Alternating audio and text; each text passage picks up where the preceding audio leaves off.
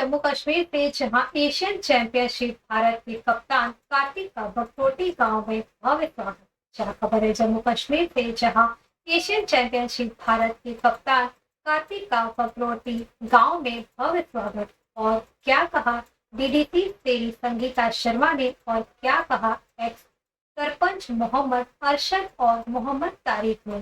देखें जम्मू कश्मीर से state bureau chief Sanjeev Sharma की खास रिपोर्ट।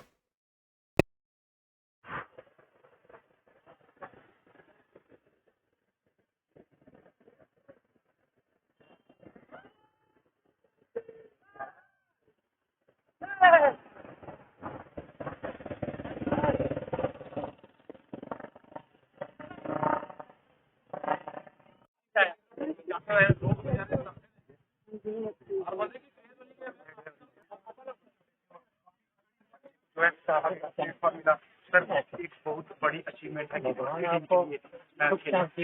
देखिए ये खाली कार्तिक की अचीवमेंट है, लेकिन मैं समझता हूँ ये कार्तिक से ज्यादा बगलूटी और दशहरा ब्लॉक के लोगों के लिए अचीवमेंट है कि इस छोटे से गांव से बच्चा उठ के और हिंदुस्तान के खाली नुमाइंदगी ही नहीं की बल्कि पूरे दुनिया में एक नाम जो था उसने जो इस वक्त हिंदुस्तान की टीम जो गई हुई थी ईरान के शहर तेहरान में खेलने के लिए चैंपियनशिप, इसके जो कोच हैं वीर सिंह यादव। सर क्या कहना चाहोगे आज इस उपलक्ष्य पर जो आपका बेटा आज मेडल लेकर आज अपने गांव में पहुंचा? शुक्रिया जी, बहुत खुशी की बात है। मेडल लेके आया, एक अपने माँ बाप के लिए नहीं, पूरे गांव के लिए और देश के लिए गर्व की बात है जो हमारा कार्तिक विदेशों में परचम लड़ा के आया है। इसके लिए मैं अपने कार्तिक के जो कोच हैं तारक सर, राम सर जम्मू और वीर सिंह यादव जी जो विदेशों में इसको गाइडलाइन देके खिलाने के लिए भेजा, उनका तहे दिल से मैं शुक्र। तो हम जानना चाहेंगे कि इसका जो श्रेय है वो आप किसको देना चाहते हो? सबसे पहले कार्तिक ने इसी ग्राउंड से खेलना शुरू किया, फिर कभी कभार तारक साहब ने इनको देखा जो जोरी पुंछ वॉलीबॉल एसोसिएशन के प्रेसिडेंट है, उन्होंने उसको गाइडलाइन दी, जम्मू तक पहुंचाया। जम्मू राम सर जी मिले, राम सर जी ने उसको बोला आप sport authority of India Sai का टेस्ट दो और उस पर आपको फीचर बनेगा। उधर वो अहमदाबाद में सिलेक्ट हुआ, अहमदाबाद से फिर उसके वाचिंग की गई, खेल की उसकी भावनाएं बढ़ी और उसके बाद उसने 3 खेलो इंडिया खेले, नेशनल खेले। उसके बाद काइट यूनिवर्सिटी भुवनेश्वर में उसकी सिलेक्शन हुई, वहां से वो भारत का प्रेजेंटेशन किया, उसने एज ए कैप्टन बन के जवाबदारी सौंपी गई और वो गोल्ड मेडल लेके आया। बहुत गर्व की बात है हमारी। सबसे पहले तो मैं आप तमाम मीडिया हज़रात का शुक्रिया अदा करता हूँ कि आप यहाँ पे आए, और आज का जो मौका था ये हमारे लिए बहुत ही अहम मौका है और इतना इसमें हम प्राउड महसूस करते हैं कि हम बता नहीं सकते कि इस मौके की नोयत क्या है।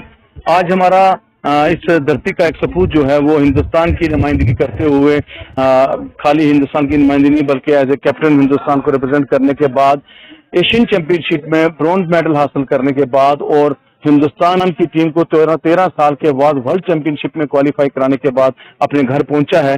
तो हम सब की एक कोशिश थी कि हम इस जो हमारा इस इलाके का जो सपूत है, जो स्टार है हमारा वॉलीबॉल का, इसका यहाँ पे हम स्वागत करें। अपनी तरफ से हमने कोशिश की, लेकिन मैं एक बात जरूर कहूंगा कि हमें आज इस मौका पे बहुत ज्यादा फख्र महसूस होता है कि हम यहाँ पे आज इस मसले पे खड़े हैं कि आज हमारा एक बेटा जो है वो एक अचीवमेंट हासिल करके आया है। और इस अचीवमेंट के पीछे मैं समझता हूँ कि जहाँ तक हमारा तो रोल तो रहा है, हम वॉलीबॉल एसोसिएशन जो है उसने काम किया है, छोटे छोटे प्लेटफॉर्म बच्चों को दिए हैं, बट इन बच्चों के अंदर जो टैलेंट था उसको उभारने के लिए हमारी कोशिश थी। उसके बाद कार्तिक ने यहाँ से माइग्रेशन की, स्पोर्ट्स को डेवलप करने के लिए, अपने स्किल को डेवलप करने के लिए ये गुजरात एकेडमी में चले गए। तो उसके बाद इनके सामने कोई जो है वो रास्ता नहीं रहा, अपने आप को आगे ही लेते गए, कोई किसी किस्म की कोई रुकावट जो इनके रास्ते में नहीं आई। जब हिंदुस्तान की नुमाइंदगी करने एशियन चैंपियनशिप में ईरान के शहर तेहरान में पहुंचे, तो मैं समझता हूँ कि वहां पे इनका अहम रोल बनता है जो हिंदुस्तान की टीम के साथ जो कोच थे वीर सिंह यादव साहब। वीर सिंह यादव हिंदुस्तान के एक ऐसे नुमाया कोच हैं कि मैं समझता हूं कि इस एज के बच्चों से वो ही परफॉर्म करवा सकते थे, क्योंकि इस एज में बच्चों से परफॉर्म कराना बहुत मुश्किल होता है। क्योंकि हमारे यहाँ पे जैसा कि आपको पता है कि हमारे इस इलाके में इंफ्रास्ट्रक्चर तो नहीं है, लेकिन उसके बावजूद बच्चे जब उस प्लेटफॉर्म पे पहुंचे तो बहुत मुश्किल होता है काम करना। तो वॉलीबॉल फेडरेशन ऑफ इंडिया ने इनको बच्चों को एक मौका दिया। मैं उसके लिए हमारे जो प्रेसिडेंट हैं वॉलीबॉल फेडरेशन ऑफ इंडिया के समंता साहब और सेक्रेटरी जनरल जो है अनिल चौधरी साहब और रामता सिंह जाखड़ साहब जो हैं वो हमारे करता धत्ता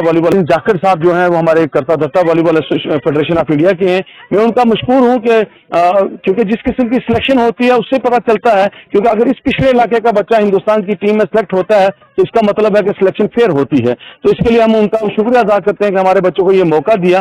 लेकिन एक बात मैं जरूर कहूंगा कि हमारा इस कार्तिक ने जो काम किया है उसके लिए कार्तिक के नाम का तो जो डंका बजना था वो बजेगा, लेकिन उसके बाद हमारा ये छोटा सा इलाका बगनोटी ये भी हिंदुस्तान के नहीं बल्कि दुनिया के नक्शे पे आ चुका है। अब बगनोटी को लोग कार्तिक के नाम से जानेंगे, जिस तरह सकलैन के नाम से पुंछ को जाना जाता है, अब इस तरह बगनोटी, नौशहरा ब्लॉक पूरा और इवन राजौरी डिस्ट्रिक्ट को कार्तिक के नाम से जाना जाएगा। और मैं उम्मीद रखता हूं कि कार्तिक इसी तरह से अपने आप को फिट रखने की कोशिश करेगा, क्योंकि अभी कार्तिक की ये शुरुआत है। मैं जिस तरह से मैं कार्तिक को देखता हूं मुझे ये उम्मीद है कि 10 साल हिंदुस्तान की नुमाइंदगी जो है कार्तिक जरूर करेगा। और इसी तरह इसी को इंस्पायर, जिस तरह सकलैन को इंस्पायर होने के बाद कार्तिक निकले हैं और कार्तिक को इंस्पायर होने के बाद मैं समझता हूं कि बहुत से कार्तिक जो है इसी सरजमीन से निकलेंगे। वक्त हमारे साथ जो है वो कार्तिक राणा जी जुड़ चुके हैं, तो हम उनसे जानने की कोशिश करेंगे कि ये जो आज आपका इतिहास है ये कहाँ से शुरू हुआ और आपने जो आज मेडल जो आप लेकर आए हैं 14 साल का जो आपने इतिहास बनाया। मैं सबसे पहले लोगों का थैंक यू करना चाहूँगा जिन्होंने मेरा वेलकम किया। उसके बाद मैं कहूँगा कि मैं यहाँ पे इसी ग्राउंड में खेलता था और तारिक सर हमारे यहाँ डिस्ट्रिक्ट के सेक्रेटरी थे और इन्होंने हमें यहाँ देखा, हमें यहाँ टूर्नामेंट ऑर्गेनाइज करवाए और इन्होंने हमें देखा, आगे का राह दिखाया, इन्होंने हमें यहाँ से निकाला और हम यहाँ से बाहर निकले। तो फिर मैं गुजरात गया, गुजरात में माइग्रेशन ली मैं वहाँ पे स्पोर्ट्स अकेडमी के मैंने ट्रायल दिए, मेरे वहाँ सिलेक्शन हुआ और वहाँ सिलेक्शन के बाद मुझे अच्छे हाई लेवल की ट्रेनिंग मिली। एक इंटरनेशनल लेवल के प्लेयर को जो ट्रेनिंग मिलती है मुझे वो ट्रेनिंग वहाँ पे मिली। इसके लिए मैं गुजरात वॉलीबॉल एसोसिएशन का बहुत शुक्रिया करना चाहूँगा, जिन्होंने मुझे इस काबिल समझा कि मैं हाँ वहाँ खेल सकता हूँ। और हमारे कोचिज, वहाँ के एक्सपर्ट कोचिज और सीनियर कोचिज ने मेरे पे विश्वास किया और हम वहाँ सब जूनियर नेशनल्स खेले और मेरी वहाँ से सिलेक्शन हुई कैंप के लिए। हम वहाँ से सिलेक्ट हुए, वहाँ हमारा नेशनल कैंप लगा किट यूनिवर्सिटी भुवनेश्वर में और वहाँ हमारे हेड कोच थे श्री वीर सिंह यादव सर, जिन्होंने हमें सिलेक्ट किया वहाँ पे टीम में और हमें 50 डेज कोचिंग कैंप में हमें उस काबिल बनाया कि हम इंटरनेशनल लेवल पे खेल सकें, वहाँ टीमों के साथ कम्पीट कर सकें। पहले किसी को नहीं बिलीव था कि हम लोग वहाँ पे अच्छे से कम्पीट कर भी पाएंगे या नहीं, लेकिन हमारे कोच साहब ने हमें इतनी मेहनत की और उसका रिजल्ट आपके सामने है। हम अपने कोच साहब का बहुत शुक्रिया करना चाहते हैं, जिनकी इतनी अच्छी प्लानिंग और इतनी अच्छी गाइडेंस की वजह से हम इस लेवल पे पहुंचे और भारत का नाम रोशन कर सके। इसका जो श्रेय है वो आप किसको देना चाहते हैं? इसका श्रेय किसी एक आदमी को नहीं जा सकता, इसका श्रेय बहुत आदमियों को जाता है।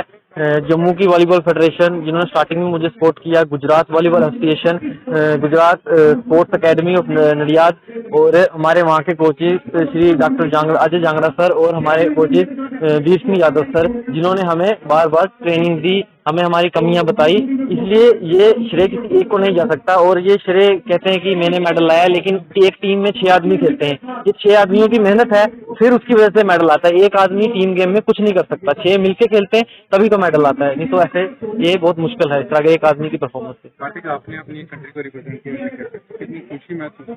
जी, मुझे काफी प्राउड फील होता है अपनी कंट्री को रिप्रेजेंट करने के बाद। वो जो फील जो ग्राउंड में उतरते हैं आप किसी दूसरी कंट्री के खिलाफ, जब आपका मैच होता है और आपके सीने में इंडिया लिखा होता है, वो जो फीलिंग होती है वो दुनिया में वो फीलिंग आपको कहीं नहीं मिलेगी। वो जो फीलिंग जब चेस्ट में आपके इंडिया लिखा होता है, आप इंडिया को रिप्रेजेंट करते हैं, वैसी फीलिंग आपको कहीं नहीं मिलेगी। और बहुत प्राउड फील करता हूँ कि मुझे BFI का थैंक यू करता हूँ, जिन्होंने मुझे इस काबिल समझा और मुझे मौका दिया ऐसा कैप्टन के मैं देश को रिप्रेजेंट कर सकूँ। यूथ के लिए यही मैसेज देना चाहूंगा कि स्टडी भी इम्पोर्टेंट है, गेम भी इम्पोर्टेंट है, लेकिन आपको दोनों के बीच एक बैलेंस ढूंढना पड़ेगा, आपको दोनों के बीच बैलेंस रहना पड़ेगा।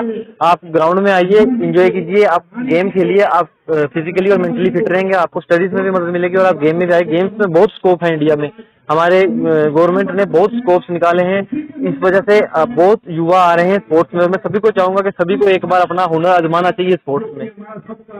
गांव का लड़का अपनी पंचायत का इंटरनेशनल प्लेयर बन के वापस आया, कितनी खुशी महसूस? युवा आ रहे हैं स्पोर्ट्स में, मैं सभी को चाहूंगा कि सभी को एक बार अपना हुनर आजमाना चाहिए स्पोर्ट्स में।